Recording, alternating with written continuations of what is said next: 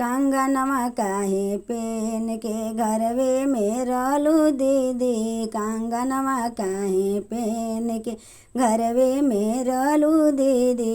चर्चा में आवे के विचार कर दीदी। चर्चा में आवे के विचार कर दीदी। कंगनवा काहे पेन के घरवे में रहलू दीदी। कंगनवा काहे पेन के घरवे में रहलू दीदी। चर्चा में अइबू त सब सुख पइबू। चर्चा में अइबू त सब सुख पइबू।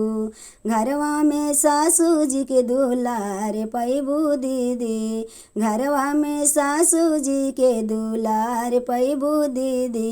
कंगनवा काहे पेन के घरवे में रहलू दीदी। कंगनवा काहे पेन के घरवे में रहलू दीदी। कंगनवा काहे पेन के घरवे में रहलू दीदी।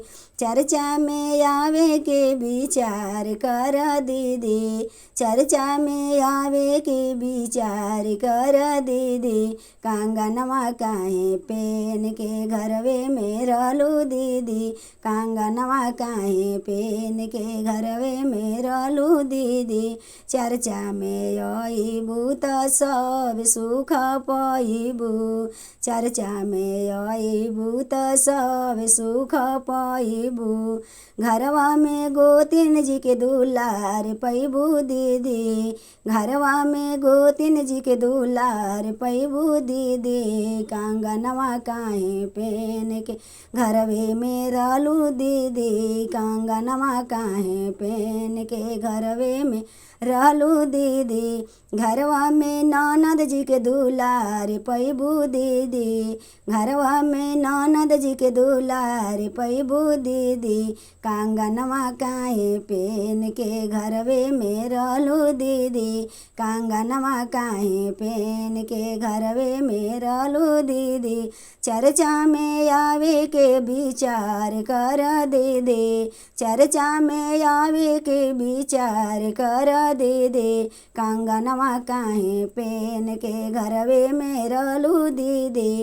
कंगनवा काहे पेन के घरवे में रहलू दीदी। चर्चा में अइबू त सब सुख पइबू। चर्चा में अइबू त सब सुख पइबू। घरवा में स्वामी जी के दुलार पइबू दीदी। घरवा में स्वामी जी के दुलार पइबू दीदी। कंगनवा काहे पेन के घरवे में रहलू दीदी। कंगनवा काहे पेन के घरवे में रहलू दीदी। चर्चा में आवे के विचार कर दीदी। चर्चा में आवे के विचार कर दीदी। कंगनवा काहे पेन के घरवे में रहलू दीदी। कंगनवा काहे पेन के घरवे में रहलू दीदी। कंगनवा काहे पेन के घरवे में रहलू दीदी।